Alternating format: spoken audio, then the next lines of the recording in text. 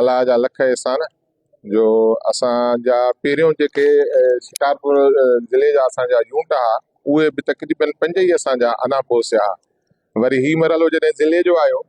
त अदा गुलाम रसूल जी हिकमत अमली मरकज़ी सदर जी ऐं असांजो जेको सेक्रेटरी आहे अमानुल्लाह खान महर उनजी हिकमत अमली सभिनी दोस्तनि खे विहारे हिकु जाइ ते 5 यूनिटनि खे ऐं ख़ुशि असलूबीअ सां हुननि जेको कमु कयो त बाबा लखी तालके खे सदारत, सिटीअ खे जेको आहे सो जनरल सेक्रेटरी ऐं सीनियर नायब सदर जेको आहे खानपुर ऐं डिप्टी जनरल सेक्रेटरी गढ़ी यासीन ऐं तालके खे जेको आहे सो मालियात सेक्रेटरी ऐं प्रेस सेक्रेटरी ऐं सिटीअ में ॿियो उहिदो असांजो बाबू फरीद भुट्टे खे ऑफिस सेक्रेटरी जो। हीउ तमामु बहितरीनु अमल थी वियो असांजो पंहिंजे तंज़ीम जे हिसाब सां बेटे अलॻीअ सां ऐं असांजो जेको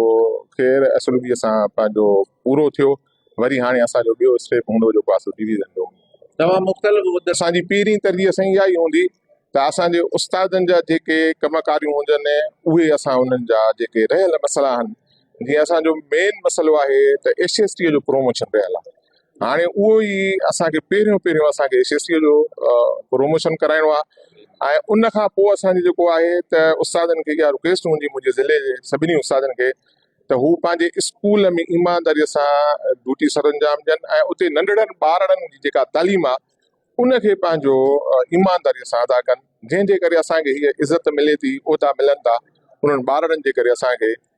जेको आहे सो ही मक़ाम मिले थो, असांखे इज़त मिले थी। उहो वधि में वधि उहो उस्तादनि खे रिक्वेस्ट आहे मुंहिंजी शिकारपुर ज़िले जी त हू पंहिंजो ॿारनि जी तालीम जारी रखनि। बाक़ी उनजा जेके मसइला हूंदा उहे असां उन्हनि जा इंशाअल्लाह ताला उनजे दरनि ताईं हल कराए पहुचाईंदासीं।